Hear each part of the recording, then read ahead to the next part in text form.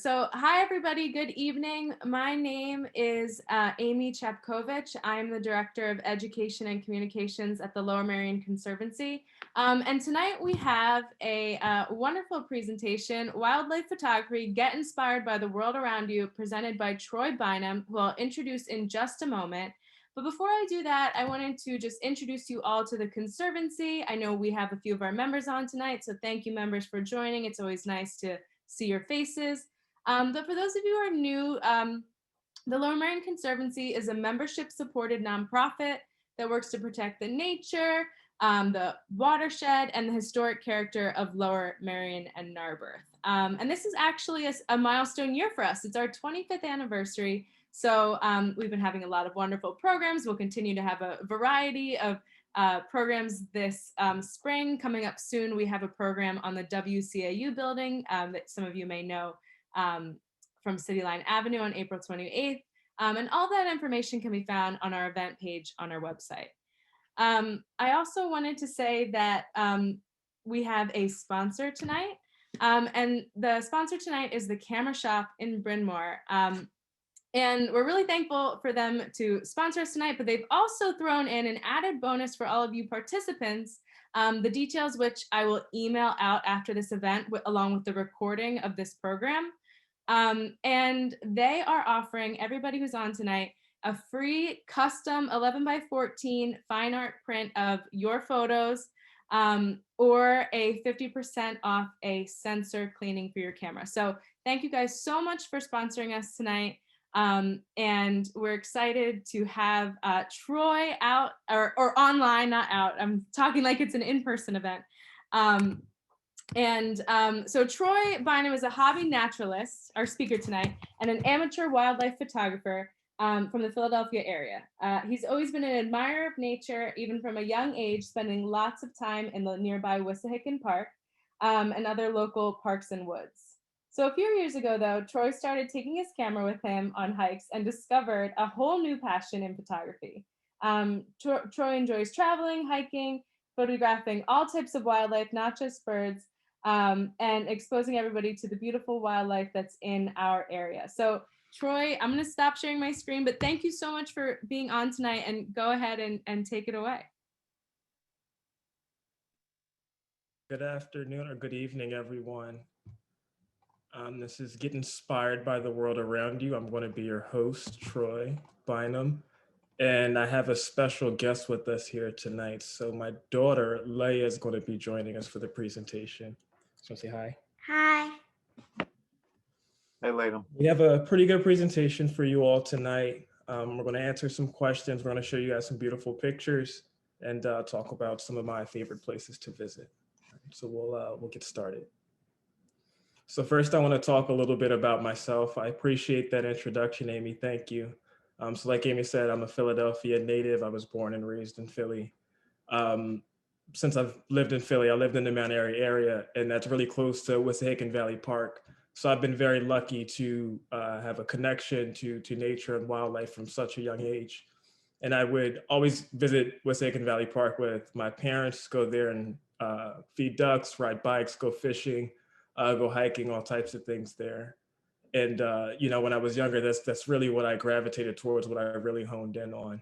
But I didn't really pay much attention to the wildlife aspect of it, because just growing up, I guess that wasn't really cool, to do the nature thing or the wildlife thing. So I kind of shied away from it. But now, I'm really in it. I'm immersed in this world. I love birding. I love the wildlife aspect of everything. And I want to serve as a role model for kids that might think like, hey, that's not for me, and shy away from it. I want to show them that, this is something that's for everybody. All right, so one of the questions that I get often is why wildlife photography? How did I get into wildlife photography? So for me, I really find joy in, looking at the little things, finding the intricate details, the patterns, the colors. That's what I really love. And I like to take what I see and try to show that beauty to someone else. And I also, the knowledge aspect of it, everything that I learned in the field, I love to share with everyone else. I get super excited if you follow me on Instagram, you'll see that I get super excited a lot of times, and sometimes I scare the wildlife away. But I'm really passionate about what I do, and I just love sharing this. Oops. I want to talk about something that got me interested into birding. So I was always kind of interested in that nature aspect, but what really got me into birding, I want to talk about is my spark bird. A lot of people reference, and that's the thing that really got you into birding. So in 2000, it was late 2019, I was hiking at Wasan Valley Park, and I was in the Valley Green area, heading back to the parking lot with my friend Aaron. And as we were walking past the area where the ducks were, I saw a strange looking bird like perched in a branch kind of over the ducks, and went over and took a couple pictures, but I had no idea what it was. So I went home, looked up. I couldn't really figure out what it was, trying to identify it. Went to work the next day. I asked one of my coworkers because he's really into wildlife and stuff. So I asked him what it was, and we were able to get down to a heron. He thought it might have been a tricolored heron, but we were able to get it down to a heron, and then used the Merlin Bird ID app. I think that's when I first got exposed to that, and then it told me it was a green heron.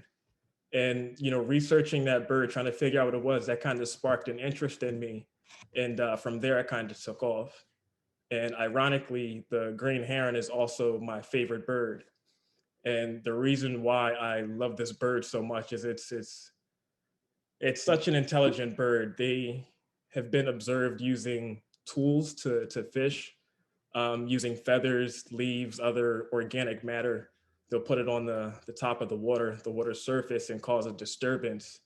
And what that does is a fish, a frog, a tadpole, or whatever would come up to try to check out what that disturbance is, thinking that maybe it's food or maybe a fly or something fell in the water and it's an easy meal. And most times you have that green heron waiting right there, and it's how they snatch up their food. So I love watching these little guys, observing them. They're really cool. They're intelligent. Really cool birds.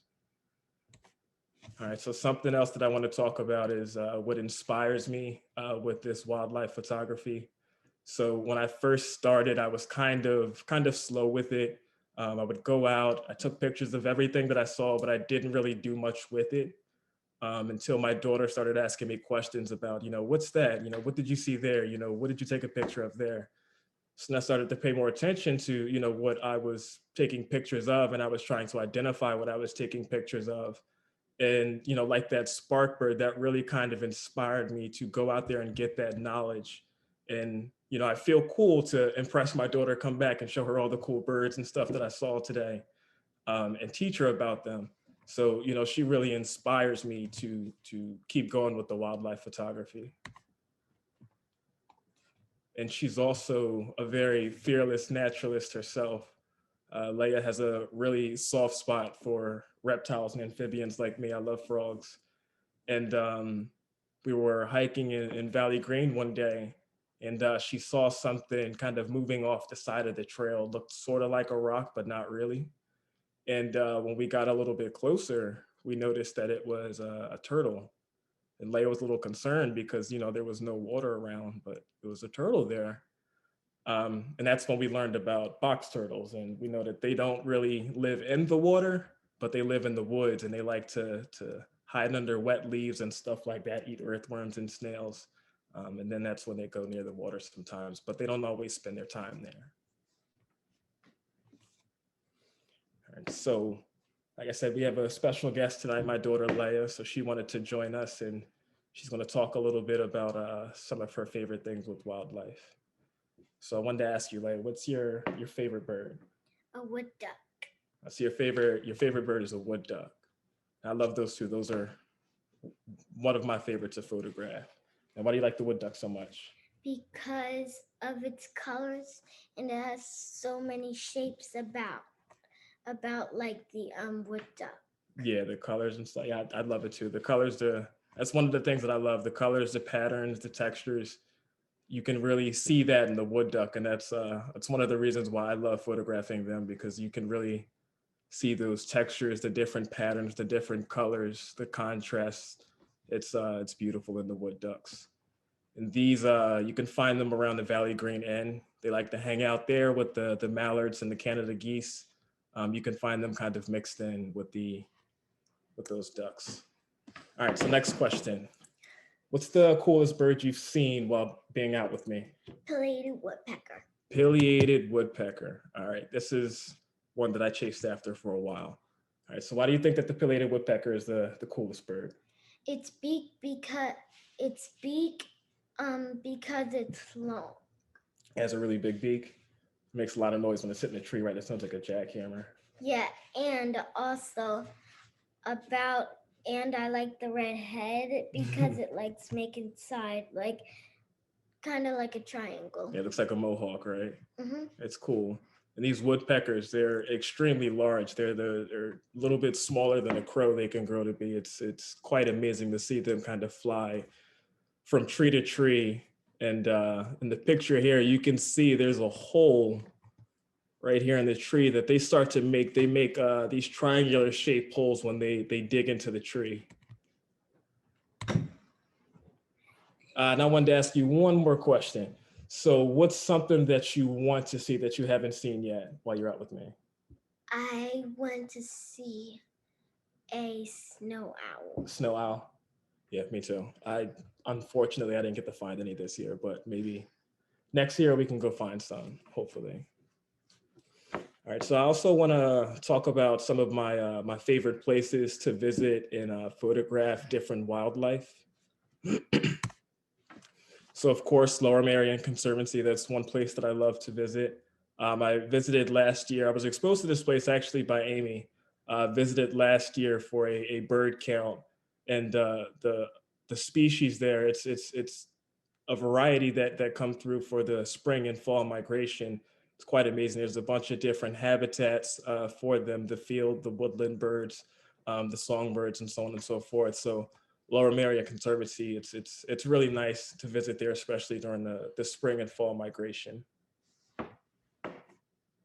Another place that I love to visit is John Hines. This is a place that I visited kind of early on in my career, kind of exposed me um, to different birds, I want to say, different wildlife, because up until then, everything that I saw was at was the Hicken Valley Park. So it was a bunch of sparrows, songbirds, other field birds. But I didn't really see a lot of water wading birds or anything like that, or waterfowl. So when I got to John Hines, saw a lot of different hawks, falcons. This is a sharp-shinned hawk, actually, that I've seen there before. And there's different waterfowl and water wading birds like this great blue heron. This is another one that I love to photograph. The cousin to the the green heron. These are much bigger, and they have this weird squawk noise that they make when they fly away. But they're beautiful to photograph at John Troy, Hines. can I interrupt you? Sorry. We have a question, which was, which bird did you photograph at the Lower Marion Conservancy? If you could say the name of it. Okay, yeah, I just thought about that. Yep. So the first one, this is a golden crowned kinglet. So there's typically two kinglets that you'll see, a golden crowned kinglet and a ruby crowned kinglet. They're both very small, very fast, and you'll see them kind of hopping around, snatching insects from branches. And then this one here is a northern flicker. So these typically come back around. I've been hearing them a lot lately. They come back in this area. They have beautiful yellow under their wings. I think their name used to be Golden Flicker or something like that because of the beautiful yellow under their wings. Like I said, this one at John Hines, this was a sharp-shinned hawk. So looks almost exactly like a Cooper's hawk, except the sharp-shinned hawk is much smaller. It's about the size of a little bit bigger than a robin, maybe. But yeah, they look very similar to Cooper's hawks. And, oops, sorry. That there is a great blue heron. Not sure where that red arrow came in at. Another place that I like to visit that I spoke about earlier was Wissahickon Valley Park. I love to visit Wissahickon Valley Park because, like Lower Marion Conservancy, there is a variety of different habitats there. There's different meadows. You have the street or the creek there that flows through, and there's wooded areas. So there's a lot of different habitats.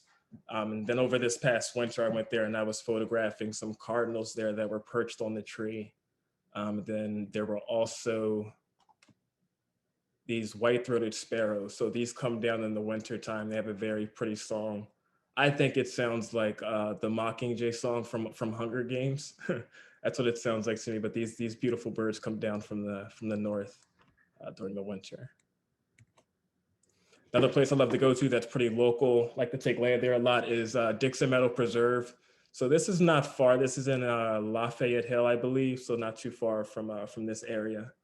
And Dixon Meadow Preserve, I think it's a stormwater basin that was converted into a natural preserve land area. And there's tons of different wildlife there. I've seen American bitterns there, soras, turtles, frogs, as you can see here, coyotes, and American kestrels, these cute little assassins. You'll see them flying around, and if there's any voles or mice that are around, they will quickly snatch them up, and that's going to be their meal. So we're going to move out to Jersey now. One of the places that I like to visit. I found out about this place this year from some of my birding friends, but Edwin B Forrest. This is a nice place you can drive through. I think it's about 8 miles. You just drive through and you can pull over and take pictures of all the wildlife there. This was a short-eared owl that I, went to Edwin B on a whim one day. It was about 11 o'clock around noon. I didn't think that I was going to see much, but I just wanted to get out. And there was a short-eared owl just flying around hunting at noon, which was very odd to me because I didn't know that these animals came out at this time. I thought they were nocturnal. But, I came back a few days later and then, after that, and he was pretty consistent with hunting every day at noon. So that was really cool. And another cool thing at Edwin B is these ringneck ducks. This is a new one for me that I found this year. I'm exposed to so many different waterfowl going out there. These ringneck ducks, they're really cool. They're also at John Hines too, so they're a little bit closer to home if you want to see these odd looking ducks. Another place in Jersey that I really enjoy is Barnegat Lighthouse. That's another place that I recently found, and this picture I think was used for this class. But this is a purple sandpiper. If you visit Barnegat Lighthouse, there's a rock jetty that you can actually walk out on, and there's sandpipers and there's reddy turnstones and other birds that kind of pick at rocks and the algae and stuff like that. You'll see them all in between the rocks and stuff like that. So you can get beautiful shots of them, poking their head out or just walking out. Another beautiful animal at Barnegat is the Harlequin Duck. So this is a rival to the wood duck. This is another very, very beautiful duck. I went out to Barnegat specifically to get pictures of these ducks because I saw some pictures and I had to get some myself, but these are very beautiful. So now I wanted to talk about my equipment now that I got through some of my favorite places. This is another question that I get a lot, what do I use? For a camera, I have a Nikon D500, not D7500. I grabbed the wrong pic, sorry about that. But this actually looks exactly like my camera body. So I have a D500 Nikon that I use. And the lens that I use is a 200 to 500 millimeter lens. That's my wildlife lens. It's extremely large. Leigh, could you grab my camera and lens for me, please? Yes. I'll show you guys actually what it looks like. Hopefully you can see in the camera. Now just the large one, not the smaller one. Go, Dad. So yeah, this is essentially what I'm working with. This is my Nikon D500 body, and then this is the 200 to 500 lens that I'm working with when I'm shooting wildlife, because I'm able to kind of sit back and kind of observe everything. I don't have to get too close. I don't have to get close at all actually to use this camera. So that's really nice. A smaller lens that I have down here is an 18 to 300. I'm sorry, would you mind grabbing the other camera? Yeah, that's what. Yeah, so this lens down here is an 18 to 300. I call this one my gen purpose lens because this one's good for anything close or far away, pretty far away up to 300 meters. So this one's pretty good. And again, this is a Nikon D500 body. I actually have two of them, my primary and my backup. And that memory card there, it's just a XQD card. It's faster than the typical the typical SD card, and then you have the XQD card. This one is a lot faster. It can write, I think, 4 times faster than the typical SD card. So when I'm trying to catch those action shots where birds are flying away, like that green heron that was flying at John Hines, I'm able to capture shots like that, and my memory card does not lock up on me like it used to with my my older camera. All right, so I appreciate everyone's time today and sitting with us and going through this presentation, looking at our pictures. You can follow me on Instagram, Facebook, or Twitter. It's TB_wildlife_photography. I'll send it to Amy, so when she sends everything out, you guys will have the link. But now is the fun part of the presentation where you guys ask me questions.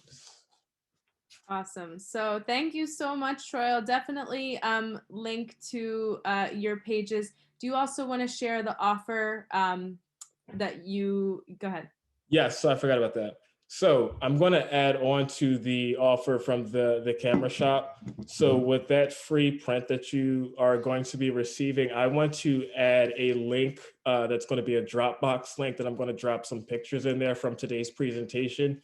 So if you want to use that free print to actually get some of the photos printed that you've seen today, that's going to be included in that link that Amy sends out later. That's so exciting. So thank you so much for offering that. So Elizabeth asked, how do you identify the birds that you shoot? So for the most part, I'm just taking pictures of everything that moves and I'm identifying it later. So one of the apps that I use that I mentioned is the Merlin Bird ID. I'll use that app a lot when I'm out in the field. If I hear something and I might know what bird it sounds like, I'll look through the app and listen to some of the bird calls. My daughter loves listening to the bird calls in that app, and she loves quizzing me on the different bird calls. And another one that I use, Amy, you actually put me onto this one, the iNaturalist app. So that app is awesome because it pretty much has information on everything. So not just birds, not just animals. There's trees, there's plants, there's fungus. It helps you with everything. So whenever I'm out in the field, I make sure I have iNaturalist with me as well to help me identify, what I'm looking at. Awesome. Yeah, so I should have shared this in the introduction, but I met Troy and the Wissahickon. I saw him shooting some ducks, and I was like, "What are you doing?" And we were talking about the iNaturalist app. So I also recommend, as an educator at the Conservancy, I use the iNaturalist app whenever a kid brings something to me. It's like, "What's this?" And I have no clue. We're like, "Let's take a picture. Let's see what options we have." So whether you guys are into birds, mushrooms, plants, there's all sorts of great information, and you basically take a photo of what you found, submit it in the app, and it's going to give you its sort of best guesses, and usually somewhere in the top 3 are correct. So you do have to do a little bit of discerning and maybe ask someone else later on, but for me it's pretty much always worked. So that's awesome. We're getting a lot of questions of, do you have like a favorite time of day to go out? Is morning the best because birds are more active? Yep. So my favorite time to go out, when does Daddy normally go out? At morning Yeah. and night. Yeah, I'm pretty early. I'm up at about 5 o'clock. And I want to normally get to my spot like a little bit before sunrise. So yeah, I'm an early riser. I like to be there early. That's when I feel like I see the most activity. The birds are just waking up, and you can see them moving around. And then they typically start to go in around 11-ish, midday, because that's when the hawks are out and that's when they can easily pick off their prey. So they typically go around 11 o'clock. So that's when I head home and take my midday snooze. So someone asked, they're wondering what kind of camera you started with and what you think about iPhone photos. So a lot of us, I think, are iPhone photographers. So the camera that I started with was a Nikon D3200, another DSLR camera. I bought that in college, actually, with the intentions of taking graduation photos and making some money on the side. But then I wasn't really interested in taking pictures of people. So took it to the local arboretum and took some pictures of flowers and insects. And that's what interested me more. So never used it for my initial purpose. went in the closet for a few years until I started hiking, and that's when I started using it again. But that was my first camera. And as far as iPhone photos, um, I'm an Android user, so my iPhone knowledge is very limited. My fiance has an iPhone, and the pictures that she takes are amazing. But I'm biased to my DSLR because I like my telephoto lens. Yeah. Do you have advice for people? Someone asked about choosing lighting, shutter speed. Do you have advice on maybe either how to learn that or if you have a favorite setting? Yeah, 1 second. If you want to leave, you can go ahead if you don't want to stay. That's all right. So for lighting, shutter speed, aperture, and all of that, my advice to you is go out, go often, and try, mess up and try again. Everything that I've learned is self-taught. Um, I didn't take any classes. I have no prior knowledge. I kind of just picked up a camera, watched a couple videos on YouTube, and just struggled and struggled and struggled. So, my advice to you is to find some videos on YouTube. Steve Perry is a really good one. Amy, I'll send you some links to some really good videos on YouTube for wildlife and stuff like that. But I watched those videos and it kind of gave me some techniques and what I could do to better get better quality photos and stuff like that. So, I just pick up on stuff like that. I talk to a lot of people out in the field, pick up a lot of information, tips and tricks there. Like speaking to you, I learned about the Naturalist App, which helps me to this day. So just speaking to a lot of people out there also helps me. That's great. I think sometimes, yeah, you find like the right thing at the right moment. It kind of just you stumble upon it or vice versa. Mhm. I have a question though to build on that is, do you use a editing app? Are you a Photoshop person? Yep. So I use Adobe Lightroom and Adobe Photoshop. I use a mixture of those two. I used to use the local app on my Mac. I think it might have just been Photos or something like that. So that's what I used originally, but then I upgraded to Lightroom because I needed a little bit more features. And I think Adobe had a good subscription package for like 20 bucks a month, or maybe it's 10 bucks a month for Lightroom and Photoshop. So I jumped on that. Nice, nice. It's good to know the pricing. Let's see. So someone asked what type of birding groups you recommend if you are in birding groups. So I'm not really a part of any formal birding groups. The birding community in Philly and in the general area, it's kind of disorganized. It's disorganized chaos, I guess. There's some groups on Facebook, the Philadelphia Naturalist group I'm a part of. Um, there's some other wildlife groups I'm a part of on Facebook.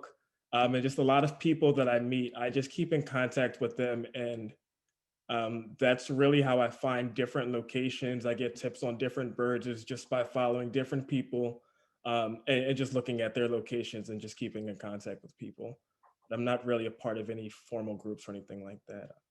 So is that how you find new places to go? Do you like follow specific people, see they took a photo of a cool bird and then go to that place? Yeah, I stalk a lot of my wildlife photographer friends. I tell them I stalk them whenever they post a photo and there's a location. If it's within a 3-hour vicinity, I'm going to visit it at some point. That's awesome. So someone else asked, how often do you go out and look at birds? Would you say this is sort of an all the time as it flows type of thing? All right, so it kind of depends because I do have like a real day job, unfortunately, sometimes. Um, but I'm able to go out on the weekends mostly, but sometimes I'm able to go out during the week. I have flexible hours where I might be able to sneak out in the morning and maybe be back by 10, 11 o'clock. The good thing about birds is they're up very early and people are lazy. So I can maybe sneak out in the morning and then get back by 8, 9 o'clock when everybody's getting into the office. And Nice. working from home has really helped me be able to sneak out and go birding for a couple hours. Absolutely. I do feel, as someone who follows your page, though, I do see that you also are very engaged in photographing the wildlife in your own backyard. Would you say that that has been, do you see a lot, let's say, within 1 square mile of your actual home? Yeah, so there is a ton of wildlife just in my backyard, in my neighborhood. So I have a couple bird feeders that I put in the back. You know, that's what everybody did when COVID hit, was put a bird feeder in their backyard. But I put a couple bird feeders back there. I bought a trail camera or two, put those in the backyard, and just wanted to see what was out there. And when I first put the trail camera out, we noticed that there was a family of foxes living in the backyard. There's a family of raccoons that were back there. There were a couple possums that came to visit. I have all different kinds of hawks that visit. I've seen a sharp-shinned hawk, a Cooper's hawk, red-tailed hawk in my backyard. And, you know, there's all different kinds of birds as well, little sparrows and other songbirds. So get a nice variety. So when I can't get out and I have to stay in house, I can at least go to the backyard and kind of hang out there. Yeah, that's awesome. And while everyone's on here, of course, me working at the Conservancy, I have to plug that, you know, the Conservancy, we really believe if you plant native plants, plant habitat like trees, put up bird feeders, those types of things, you're going to be supporting your native wildlife, whether you want to be photographing birds or butterflies or foxes, sort of the more natural space that's not sort of just plain green grass in your backyard, you're going to attract more and then you can photograph more. So of course, I have to make that plug. But someone else, do you go. mind if I add to that? Say it again. Do you mind if I add to that? Yes, go. Yeah. So on that topic, I actually was listening into one of your presentations when you were talking about invasive plants and stuff like that. And this year, I've actually tried to you know, make myself better and steward my backyard. And we're trying to plant some native plants. I got some milkweed to sprout, thankfully. So hopefully that survives because I want to support some butterflies. I have some coneflowers and stuff that I'm growing for the goldfinches and stuff. So I'm trying to grow some native plants and flowers to help our pollinators and our birds that come through the area. Yes, that's awesome. That's what we love to hear. And yeah, and I think you probably will see things. I would think you'll see an increase in milkweed sort of once it takes, if it survives a little bit, you're good to go for forever. All right, so we got another question is, do you have any tips for taking a very clear action shot of an animal? What's the secret? Get a tripod. If you want to take a very crisp, clear action shot, you need a tripod. And if you can invest in some additional gear, get a gimbal head. A gimbal head, GIMBAL. A gimbal head, it kind of lets the camera move freely, so you're able to kind of pan around and get those shots, and the movement is a little bit more fluid than just sitting on a regular tripod head where you can only go left to right or up and down, and it's kind of a little more stiff. With that gimbal head, more of a 360 feel to it where you can get a lot more motion. If I'm trying to get action shots of birds in flight, or if I go to Conowingo Dam, if there's you know, eagles or osprey, I'm using my tripod and my gimbal head to get those action shots. So is it worth it to go to the Conowingo Dam? I heard if you want to see bald eagles, that's where you got to go. Yes, it is definitely worth it. I haven't been there during the February, March timeframe where it's like ridiculously packed, but I've been outside of that, and yes, you will see a bunch of bald eagles fishing. You'll see double-crested cormorants out there fishing. There's all types of gulls that are out there. So yeah, you'll see a nice variety, and you'll see those osprey and the eagles. They like to fight too. That's awesome. You'll see that as well, yeah. And the juveniles, they're not afraid of the adults either. They like to attack the adults a lot. You'll see that a lot. A lot of juvenile bald eagles will go after the adults. They'll wait for them to catch the fish, and then they'll jump out the tree and start attacking them. That's wild. So it's exciting to go. I think some people are like, birding, why watch birds? But it's actually really exciting to go and watch some birds, right? Like, I was one of those people that before 2-3 years ago, if you said, hey, do you want to go birding? I would have said, no, I do not want to go sit and watch birds. Like, that does not sound fun. But like, it's really exciting, and it's invigorating to try to find new birds. Yeah. I had somebody explain to me that it's or made the comparison that it's kind of like Pokemon. And that's like such a true comparison, because it's like Pokemon for adults. You know, you're always trying to find a new bird and mark it in your journal and see how many you can see. I agree. It's funny because I say that to people too. It's like literally like Pokemon. Not that I play Pokemon, everybody, but I know what it is. So one person requested if you could stop sharing your screen so they could see you full screen. Awesome. Thank you. Okay. So someone else asked, Okay, so do you put your Nikon on auto or do you choose shutter speed and aperture? And then there's another question about sort of, is an auto setting on a DSLR camera going to get the best shot, or like, do you need to be really practicing and playing around with the settings? So when I first started shooting with my D3200, I shot in auto mode. Everything was in auto. Was point and shoot. And the pictures, they were pretty good. The issue with shooting in auto is you don't have creative control over the picture. So if you want to do something different than what the settings are providing, then that's not going to help. Like if it overexposes a picture, like your background, for instance, the yellow flowers and the green, that would cause a contrast, and the auto settings might make the yellow a little bit too bright, where you might want it a little bit dimmer. So that's where those manual settings, they come into play. So I used auto when I first started. Don't feel ashamed if you use auto, but if you want to have a little bit more creative control, then yeah, you want to move to manual settings. Very cool. Thank you. So someone asked, have you seen the bald eagle that has a nest near Dixon Meadow?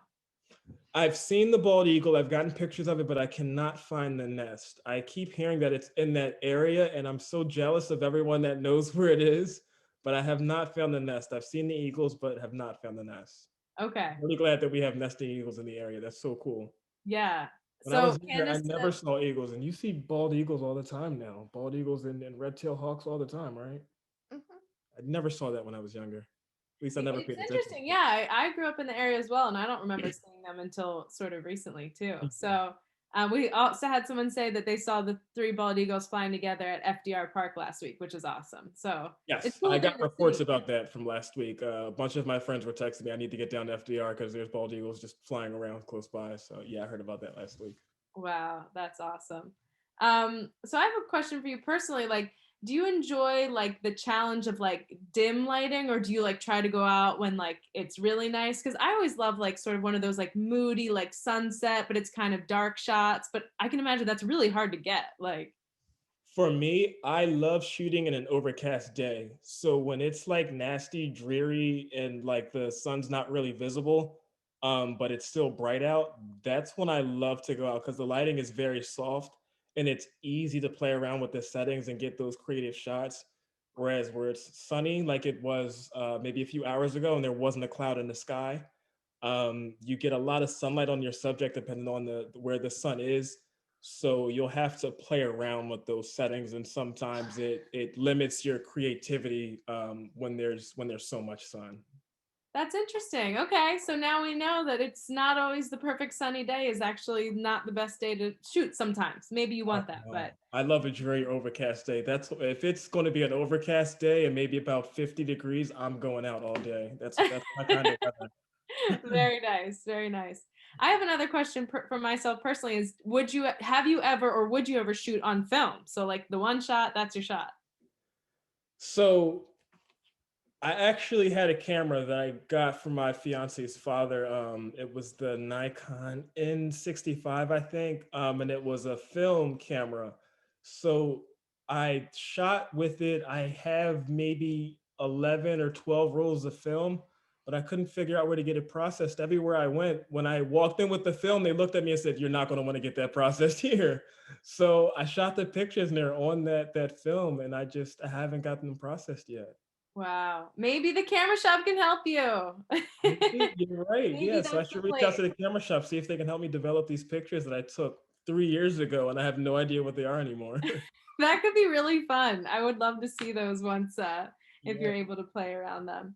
But yeah, so Michelle from the camera shop said, yeah, the camera shop develops, scans, and prints film. So maybe that is finally your spot in Bryn Mawr there, which is maybe a little far from you, but it's still in the area. So anyway, everybody, so that's all the questions. So I'm glad we sort of wrapped up sort of on the camera shop. Just want to say thank you again to our sponsors. Thank you again, participants who are on tonight. Go ahead and, well, again, I'll send out the details of the promotion that they have shared with you all. So thanks again to the camera shop for making these free programs possible. the Conservancy, we really rely on sponsors and membership gifts. So again, I saw a lot of our members on tonight, but if you're not a member, feel free to join and continue supporting our free programs, and keep an eye on what we have next on our website. So thank you so much, Troy and Leah. Thank you for having us. We really appreciate it. And thank you to the Camera Shop for that awesome offer. I can't wait to partner with that and send out some of my prints. I would love to see what they look like. That is so exciting. I'll have to, so again, we'll send out your links and everything, but guys, we'll have to follow up and see if Troy gets his film printed finally, and we'll see what they look like. You have to post them even if they're bad. Oh yeah, I will. Just to see Okay. what I started out at. Yeah, that'd be really cool. That sounds awesome. All right. Thank you so much, everybody. Good night. Thank you so much. Have a good night, everyone.